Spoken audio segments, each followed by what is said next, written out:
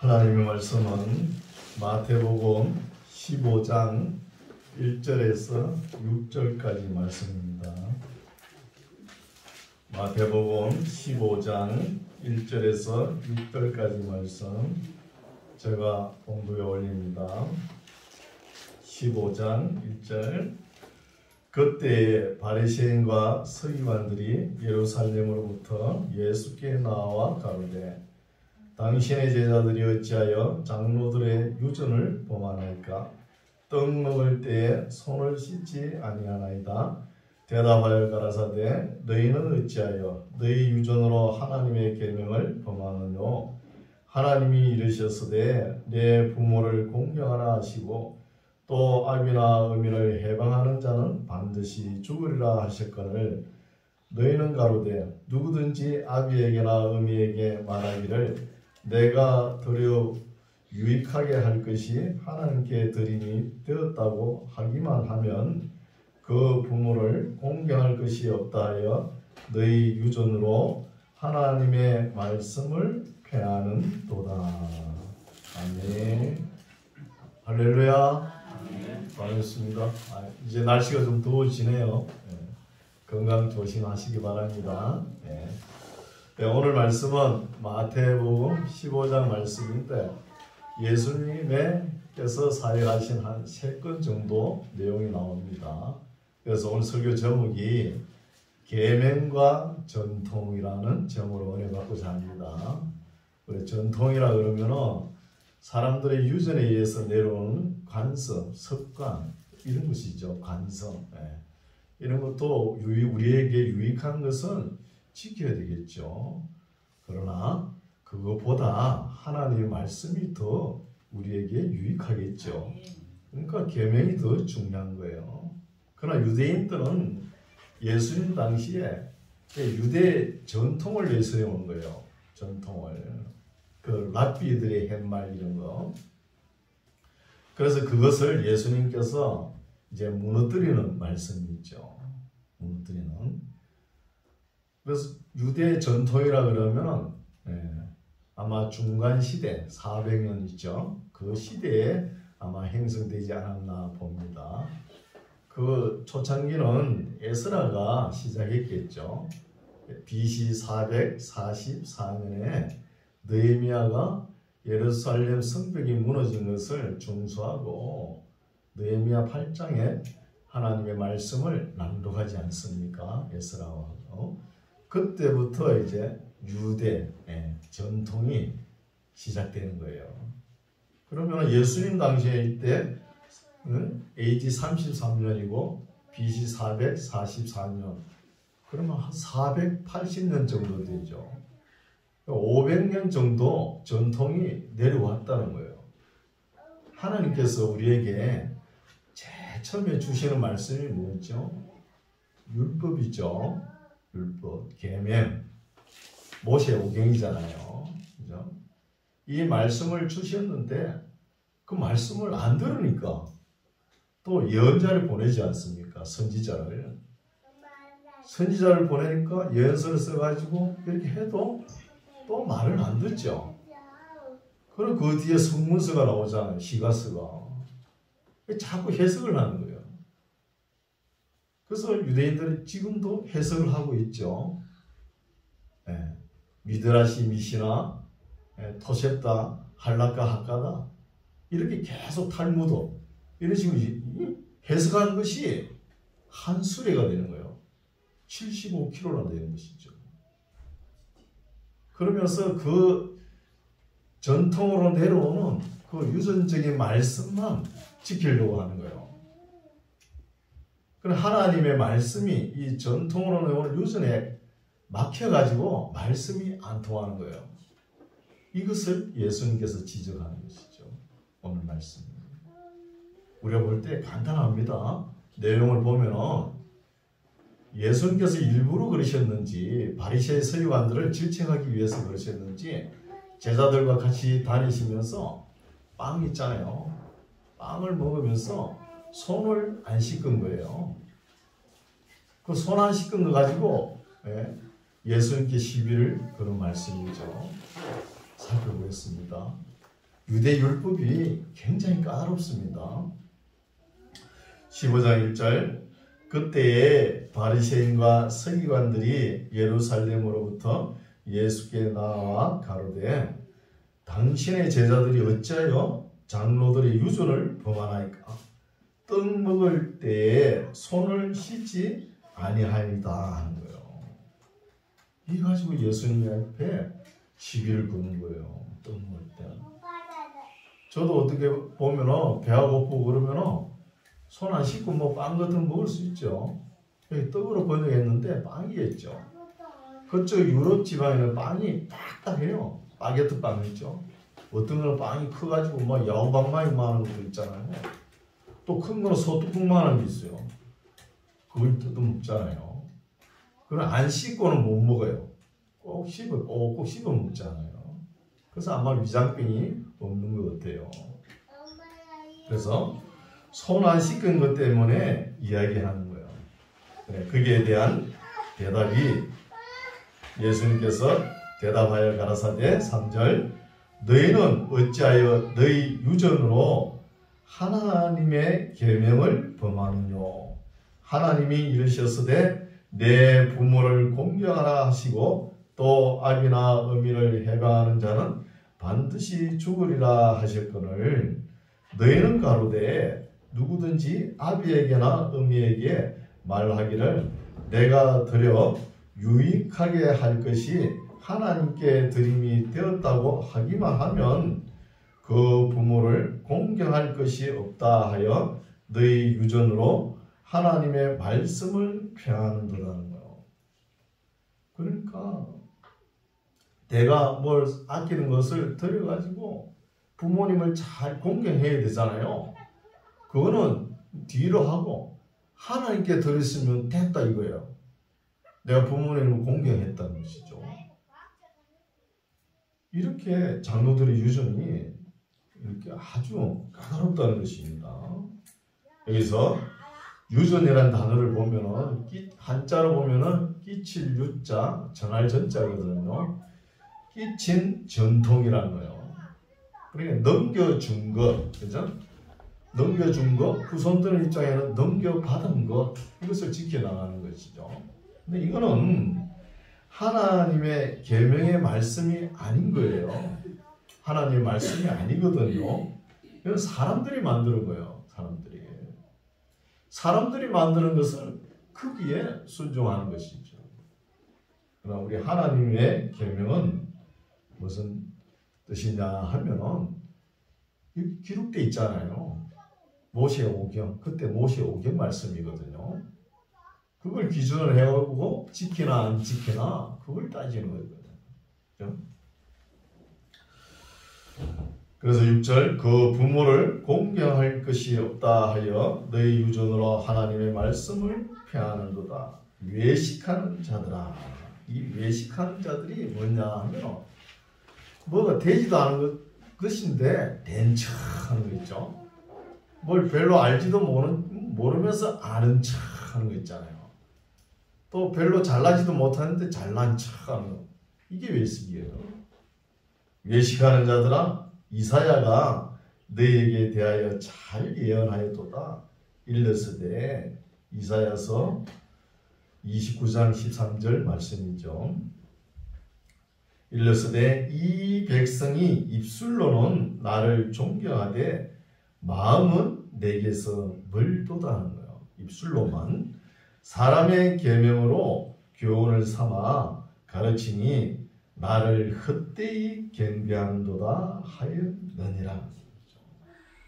사람의 전통, 물론 전통을 이어받아 가지고 거룩하게 경건하게 삶을 살아가는데 도움이 되면 괜찮아요.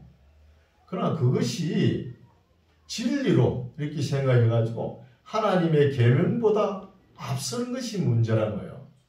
하나님의 계명보다. 세상 사람들에게 그 교훈을 받은 것을 지키는 것보다 하나님께서 바라시고 원하시고 애타워하시는 이런 하나님의 말씀은 받아들이지 않고 순종하지 않고 사람 눈치만 본다는 거예요. 그리고 오늘날도 교회, 그런 교회 많아요. 많습니다. 우리 대한예수계 장로의 예배 모범이 보면은 우리 세례 받을 때 다 서약했습니다. 공예배에 충성할 것을 다짐했어요. 공예배가 뭐죠? 주일 낮 예배와 주일 밤 예배와 수요 예배입니다.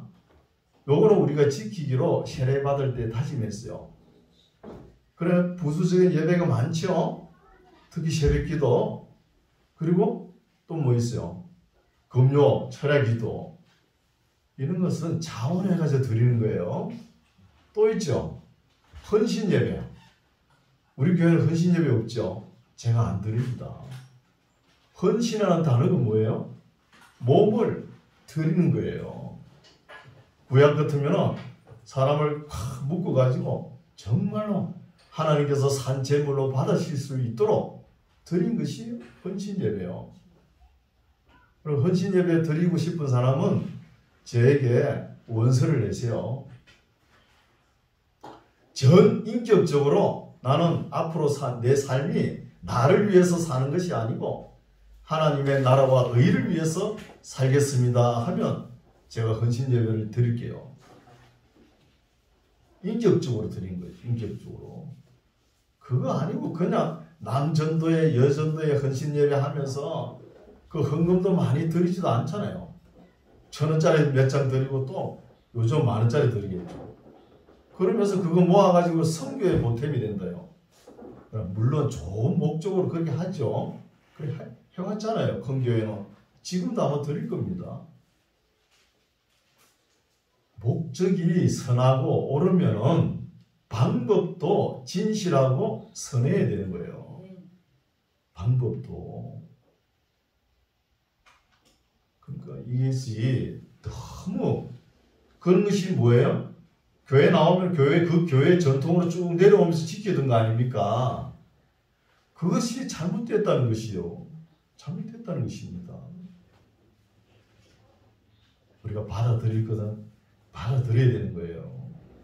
잘못된 것은 고쳐나가면서 신앙생활을 해야 하나님께서 기뻐하실 거 아닙니까? 헌신 예배 드렸다 그러면서 맨날 사는 모습은 애나 지금이나 똑같으면 하나님 마음이 어떻겠습니까? 마음이 아프시죠.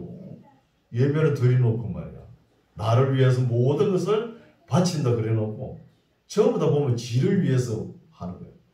기도도 그렇고 삶도 그렇고 전부 다 에고이스트, 자기를 위한 거예요. 그렇잖아요. 사실 보면 이런 것을 지적하는 거예요. 하나님께서. 그래서 사람의 계명으로 교훈을 삼아 가르치니 나를 헛되이 경배하는도다 하였느니라 하시고 10절 무리를 불러 이르시되 듣고 깨달으라. 입에 들어가는 것이 사람을 더럽게 하는 것이 아니라 입에서 나오는 그것이 사람을 더럽게 하는 것이라는 거예요. 우리가 입에 뭐 음식물도 먹지만 우리 입에서 나오는 게 뭐예요? 말이에요. 말이 나오기 전에 뭐가 생각이 먼저죠. 그 사람의 말이 그 사람이다. 그런 말이 있잖아요. 생각과 말이 우리 입에서 나오는 것이죠. 이것이 더럽게 한다는 것입니다. 그 손 안 씻고 빵 먹은 거 그게 더럽게 하는 게 아니고 그런 말씀이죠. 12절 이에 제자들이 나와 가로되 바리새인들이여 이 말씀을 듣고 걸림이 된 줄 아시나이까요. 이 말씀도 우리가 기도하고 드려야 되겠죠. 우리가 보면은 처음에 신앙생활 하면서 예수님을 영접할 때 그 받은 은혜 그 끝까지 신앙생활 끝까지 갑니다. 그게 받은 것이 처음에 받은 것이 잘못됐다 그러면 어떻게 합니까? 고칠 수가 없는 거예요. 우리 한국교회 그리스도인들은 열린 생각으로 내가 잘못 받아들였다 하면은 고쳐 나가야 되는데 안 고치더라고요. 그게 관성이잖아요. 관서. 우리 교회는 이렇게 은혜 받는 교회인데 그러면서 그 교회에 나름대로 전통이 물론 좋은 전통도 있겠지만 잘못된 것이 많다는 거예요. 그래가지고 어느 목사님 와서 바르게 하나님 말씀을 선포하면 목에 걸려가지고 끄끌끄끌해가지고 안 넘어가는 거예요. 자기가 새기지를 못하는 거예요. 그게 뭐예요? 자기 자아를 아직까지 내려놓지 못했다는 거예요. 자기 욕망을. 그리고 제가 가끔 설교하다가 음식물 이야기를 하죠. 구약시대 레기에서 가려먹을 음식보다 오늘날 음식물은 더 가려먹어야 된다. 이런 이야기를 하면은 대부분 뭐라 그러는지 아세요? 율법주의자라는 거예요. 그럼 율법주의자는 율법을 지켜야 구원받는다. 이게 율법주의자예요. 저는 전혀 그렇게 이야기 안 합니다. 우리가 먹는 음식은 구약에도 먹었어요? 안 먹었어요? 지금까지 계속 먹고 오잖아요. 하나님께서는 정결한 음식을 먹고 정결한 몸으로 건강한 몸으로 예배 드리는 것을 기뻐하십니다. 그리고 음식도 가려 먹여야 되는 거예요. 물론 육식은 안 할 수 없지만 그래도 채식을 골고루 해야 되는 거예요. 그렇죠? 안 그래도 환경 호르몬 때문에 얼마나 찌들려 살아가는데 음식까지 막 마음대로 먹어보세요. 젊은 애들이 어떻게 살아갑니까? 이 말씀을 듣고 걸림이 된 줄 아시나이까? 13절 예수께서 대답하여 가라사대 심은 것마다 내 천부께서 심으시지 않은 것은 올필 것이니 사람이 잘못 심은 것은 뽑아내야 됩니다. 하나님의 계명에 비춰봐가지고 이것이 잘못됐다. 그러면 뽑아낼 수 있는 용기도 있어야 되고 자기 마음을 열어야 되는 거예요. 되게 이렇게 이야기하면 기분 나빠가지고 그래요. 목사가 말이에요. 누구는 왕년에 성경 안 읽어봤나 그러면서 꽤 기분 나빠합니다. 고치려고 생각 안 하고요. 그런 사람들이 성도들이 많아요. 그렇죠? 우리 성경 한 구절 찾아볼까요? 예레미야서 1장 9절에서 10절 한번 찾아봅시다. 네, 들으셔도 됩니다. 예레미야서 1장 9절에서 10절 말씀. 9절 제가 읽을게요. 여호와께서 그 손을 내밀어 내 입에 대시며 예레미야 입에 대시며 내게 이르시되 보라 내가 내 말을 너 입에 두었노라. 보라 내가 오늘날 너를 열방 만국 위에 세우고 너로 뽑으며 파괴하며 파멸하며 넘어뜨리며 건설하며 심게 하였느니라고요. 우리 몸속에 있는 것 잘못된 것은 파괴하고 뽑을 거는 뽑고 파멸하고 넘어뜨릴 거는 넘어뜨려야 되는 거예요. 그 끝까지 그걸 못 내버려가지고 일평생 그게 오염이 돼가지고 올무가 돼가지고 죽을 때까지 그거 신앙을 끌고 가는 거예요. 여러분 신앙생활 그래 하면 안 돼요. 말씀에 나와 있잖아요. 뽑을 것은 뽑고 파괴할 것은 파괴하라. 새술은 새 부대에 부어야 되잖아요. 맨날 옛것이 좋다 그러면 어떡합니까?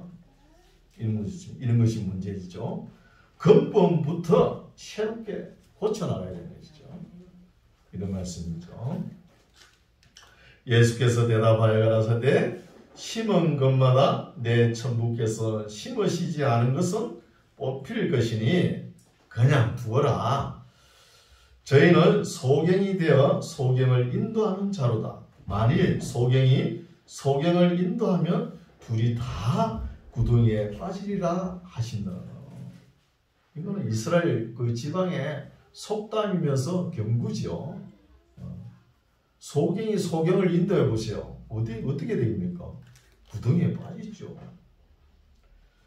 15절 베드로가 대답하여 가로되 이 비유를 우리에게 설명하여 주옵소서. 참 수제자라는 사람이 아직도 못 깨달았는가 봐요.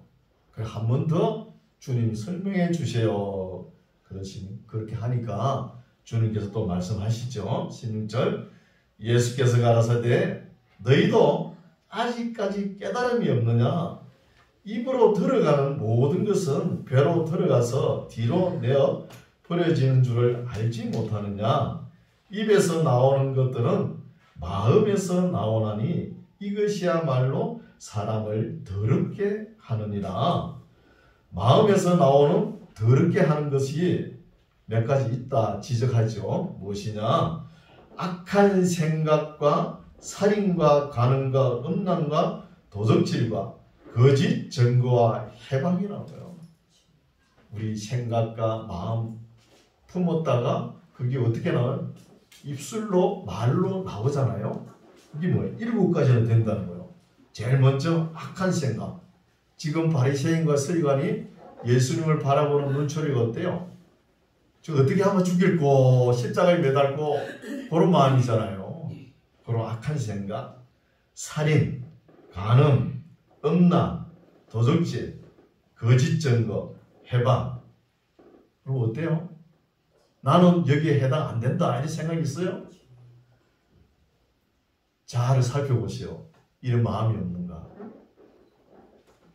평소 평안할 때는 모릅니다. 자기 환경이 어렵고 급하게 다치면 본성이 나와요.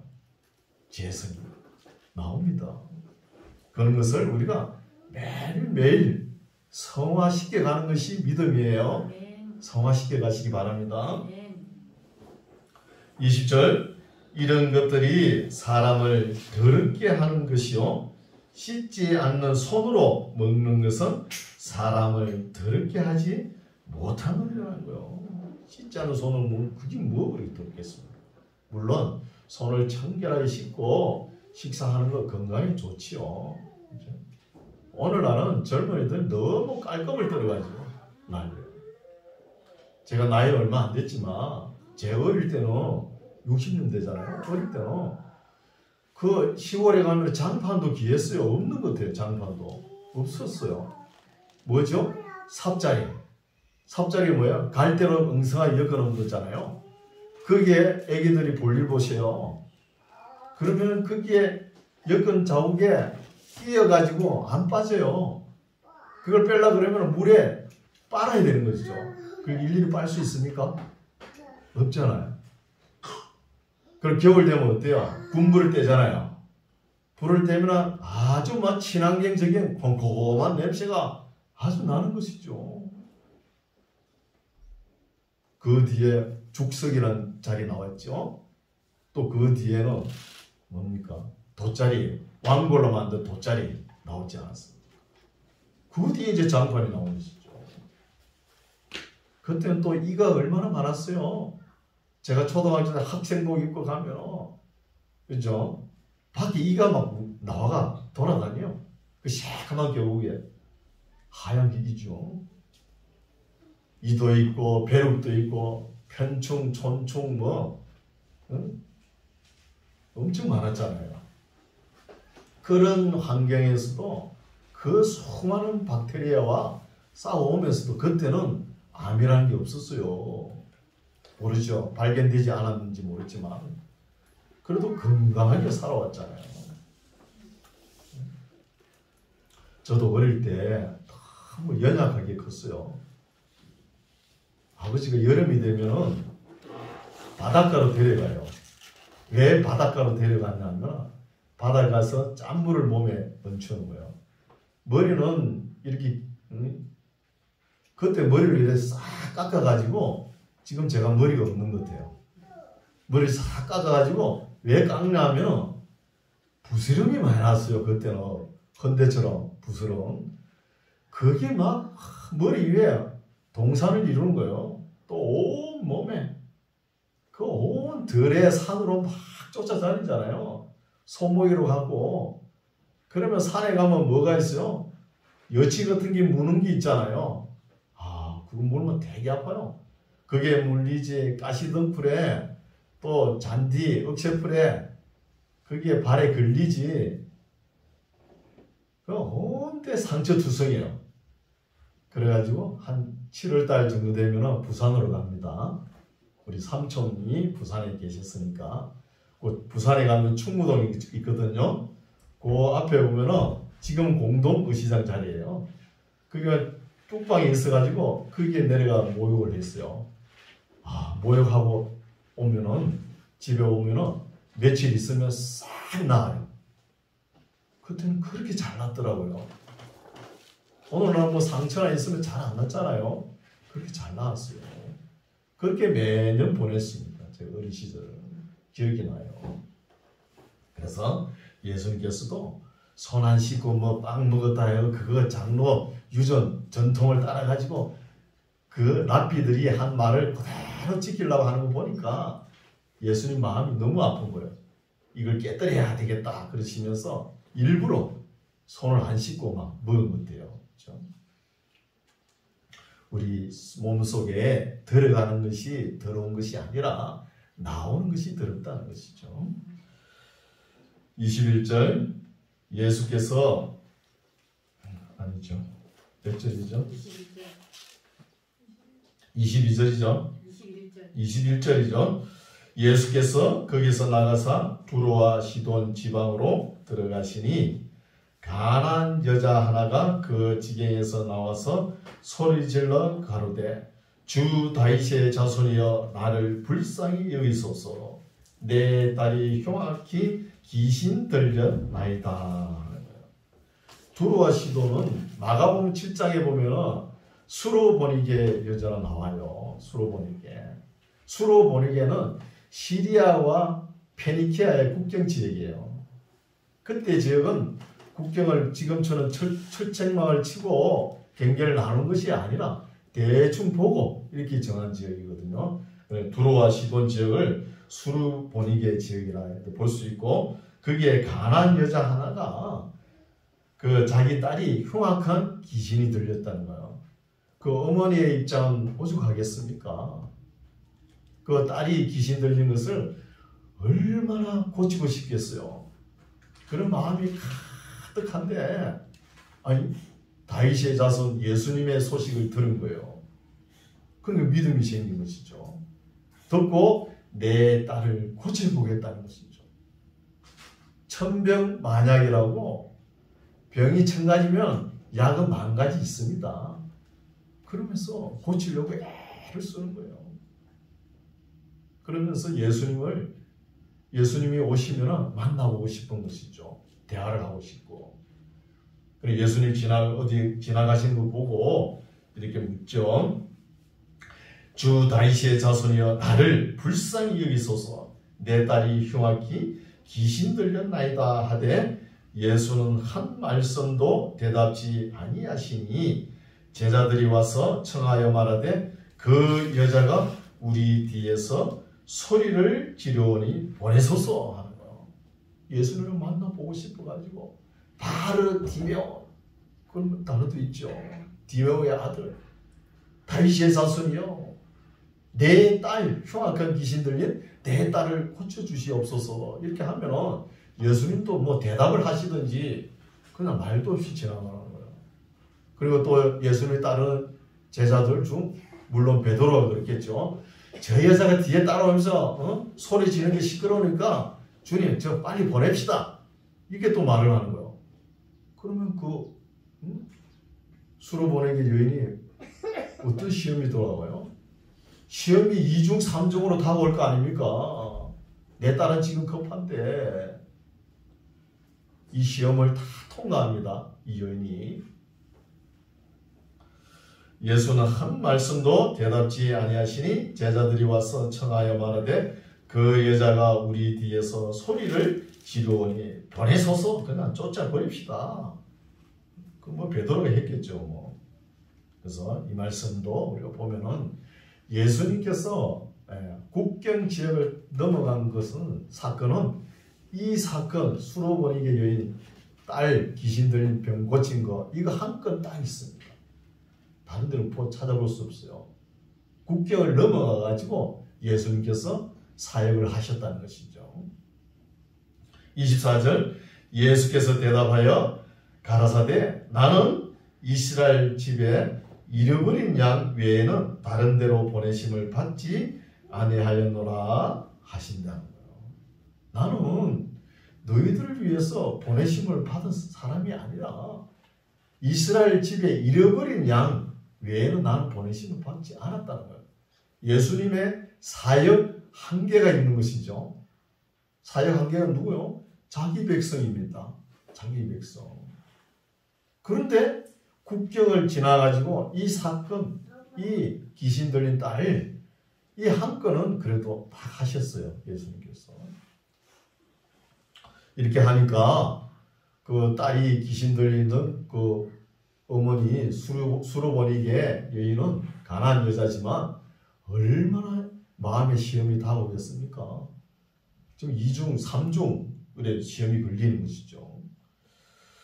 25절 여자가 와서 예수께 절하며 가로되 주여 저를 도우소서. 대답하여 가라사대 자녀의 떡을 취하여 개들에게 던짐이 마땅치 아니한다라고. 이것도 시험이죠. 예수님께서 대답도 안 하시고 제자들은 뭐 뒤에서 시끄럽게 하니까 빨리 쫓아보냅시다 하고 나는 이스라엘 집 외에 보내심을 받은 자가 아니다. 또 자녀에게 줄 떡을 개에게 주는 사람 봤나? 이렇게 이야기하니까 마음이 출렁 더 내려앉죠. 딸을 고치고 싶은 마음인데. 27절 여자가 가로되 주여 옳소이다 마는 대단한 믿음이죠. 여자니까 이런 믿음이 나오는 거예요. 남자 같으면 몇 번 이래 하다가 기분 나빠가 그냥 확 가버리죠. 대단한 믿음이에요. 대단한 믿음. 여자가 가로되 주여 옳소이다마는 개들도 제 주인의 상에서 떨어지는 부스러기를 먹나이다 하니 이에 예수께서 대답하여 가라사대 여자야 내 믿음이 크도다. 내 소원대로 되리라. 아멘 하십니까? 네. 그럼 다른 복음서에 보면은 내 믿음대로 되리라 그러죠. 내 믿는 대로 되리라 이러죠. 여기서는 내 소원대로 되리라 하는 거예요. 그거보다 더 높죠. 그렇죠?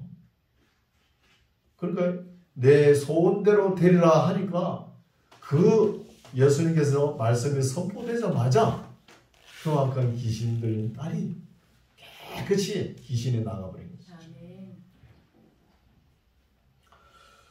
이제 29절은 예수께서 거기서 떠나사 갈릴리 호숫가에 이르러 산에 올라가 거기 앉으시니 큰 무리가 쩔뚝발이와 불구자와 소경과 벙어리와 기타 여럿을 데리고 와서 예수의 발 앞에 두매 고쳐 주시니 벙어리가 말하고 불구자가 건전하고 쩔뚝발이가 걸으며 소경이 보는 것을 무리가 보고 기히 여겨 이스라엘의 하나님께 영광을 돌립니다. 이 사건이 막 무수한 무리들이 오면서 병고침을 받는 거예요.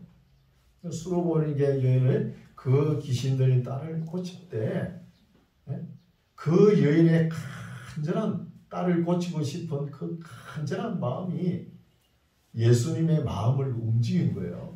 예수님의 발걸음을 움직인 것이죠. 그리고 그러니까 두드리라 열릴 것이고 찾는 자가 찾을 것이다. 그래서 우리가 기도도 꾸준히 하지 않습니까? 한두 번 기도해보고 하나님은 안 들어주시네. 그렇게 하면 안 되죠. 끝까지 이루어 주실 때까지 기도하다가 이 땅에서 안 이루어 주시면 어때요? 저 하늘나라 가서 받으면 되잖아요. 그런 믿음이 있어야 되는 것이죠. 그런 믿음. 그래서 하나님의 은혜를 간절히 진실하게 사모하는 자에게 하나님께서 주십니다. 하나님의 말씀을 잘 순종하면서 하나님의 은혜를 사모하시기 바랍니다. 30절 큰 무리가 32절 예수께서 제자들을 불러 가라사대 내가 무리를 불쌍히 여기노라. 저희가 나와 함께 있은지 이미 사흘이네 먹을 것이 없도다. 그 지방의 빵도 뭐 소뚜껑만한 야구방망이만한 빵을 가져가도 한 3일 먹고 나면은 먹을 게 없지요. 그러니까 저녁이 되니까 배가 고픈 것이죠. 없도다 예수님께서 하시면서 길에서 기진할까 하여 굶겨 보내지 못하겠노라 하는 거예요. 그러면서 우리가 잘 아는 700여의 기적을 행하시죠. 여기서 보면은 여성들은 이 배고픔을 그래도 잘 견뎌내요. 왜? 아기가 있잖아요. 근데 남자들은 에너지를 너무 헤프게 써버리죠. 예, 헤프게 써요. 밖에 가서 일하다가 열심히 땀 흘려 일하다가 집에 들어오면 집에 아내 부인은 항상 먹을 것을 준비해 놓으세요. 그럼 그 S가 팥죽 한 그릇에 장자의 명분을 팔았잖아요. 그 배가 고파 그런 거예요. 그 정도예요. 어떤 사람은 밥을 해가지고 퍼는데 막 밥 달라고 졸르죠. 그리고 퍼는 밥을 먹기 위해 퍼는데 막 그렇게 퍼야 먹을 거 아닙니까? 퍼는 거 기다린 것이 살 굶은 것보다 더하다는 거예요. 퍼는 거.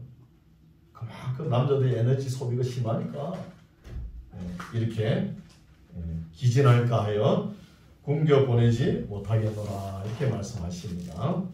예수님께서 33절 제자들이 가로되 광야에서 우리가 어디서 이런 무리에 배부를 만큼 떡을 얻으리까? 예수께서 가라사대 너희에게 떡이 몇 개나 있느냐? 가로되 7개와 작은 생선 2마리가 있나이다. 하거늘 예수께서 무리를 명하사 땅에 앉게 하시고 떡 7개와 그 생선을 가지사 축사하시고 떼어 제자들에게 주시니 제자들이 무리에게 주매 다 배불리 먹고 남은 조각을 7강줄에 차게 거두었으며 먹은 자는 여자와 아이 외에 4,000명이었더라. 예수께서 무리를 흩어 보내시고 배에 오르사 마가단 지경에 가십니다. 마가단 지경은 달마누다 지경이죠. 달마누다 지역이죠. 네, 오늘 말씀은 여기까지인데 쭉 읽어보니까 어때요? 하나님께서는 우리가 먹을 거, 입을 거, 마실 거 계속 염려하지 말라는 거예요. 500여의 기적, 700여의 기적이 뭐예요? 왜 그리 염려하는 거예요? 자고나마 먹을 거 염려, 어떻게 살아갈 것인가 염려, 염려하지 마세요. 지금 세계 인구가 70억이 넘죠? 다 골고루 나눠 먹으면 다 먹고 살만해요. 우리 하나님의 나라는 부족한 것이 없습니다. 다 채워주는 거야. 다 먹이 살립니다. 그래서 예수님을 따라갈 때 항상 말씀을 가슴에 품고 우리가 지고 가야 할 어려운 난간 있죠? 십자가를 우리가 지고 가면서 염려를 하지 말라는 거예요. 염려하지 말고 따라가는 저와 여러분 되시기 바랍니다. 항상 믿음 생활이 그 자리에 있으면 안 돼요. 항상 성화되고 성장된 모습을 지금 하나님께서 우리 만나의 교회에 오셔서 하나님께서 너무 바쁘셔가지고 못 오시면 누굴 보내요? 부리는 천사를 보내셨어요. 보내셔가지고 이런 말씀이 선포될 때 어떤 마음을 가져야 된다는 이런 자세도 하나님께서 다 보고 계시는 거예요. 부족한 종이 말씀을 선포할 때 여러분 잘 받으시고 그 말씀을 우리 선한 양심에 심어가지고 실천이 더 중요한 거예요. 실천. 교회 맨날 나오는 것도 중요하지만 세상 삶을 거룩하게 사는 모습을 하나님께서 더 기뻐하십니다. 그게 교회예요. 이런 삶을 살아가시기 바랍니다. 기도하겠습니다. 하나님 아버지, 은혜를 감사합니다.